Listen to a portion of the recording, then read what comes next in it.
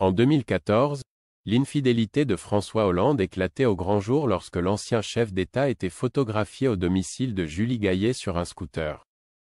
La comédienne est revenue sur cette anecdote et a tenu à adresser un message au nouveau propriétaire de l'engin, récemment cédé aux enchères. Interviewée sur Mesdames Médias, Julie Gaillet s'est confiée sur sa relation avec François Hollande et notamment sur le célèbre scooter qui a rendu leur histoire officielle. Pour rappel, l'ancien président de la République avait été photographié sur son scooter en bas de chez Julie Gaillet rue du Cirque, au jour de l'an 2014, alors qu'il était en couple avec Valérie Trierwiller. Une infidélité qui avait créé le scandale et qui avait été révélée par le magazine Closer. Il faut que je te pose cette question, est-ce que parfois tu te marres à propos du scooter?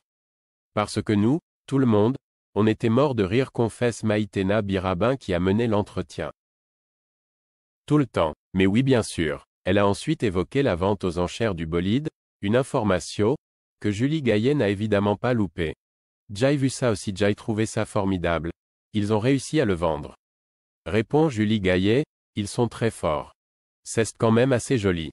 Si elle s'est réjouie de cette anecdote, elle n'a pu s'empêcher de s'adresser au nouveau propriétaire du deux roues si important dans son histoire d'amour, c'est le scooter du bonheur.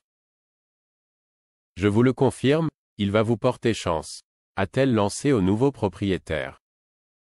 Voilà ce dernier définitivement sur la route du bonheur.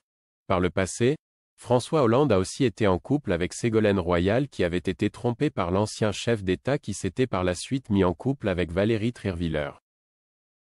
En 2014, cette dernière a donc découvert dans la presse qu'il avait une liaison avec Julie Gaillet.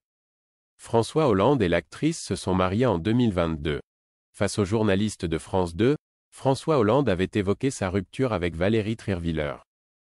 Notre séparation et les conditions de son annonce à laquelle elle n'a pas voulu s'associer ajoutèrent à la cruauté de la situation, avait-il confié.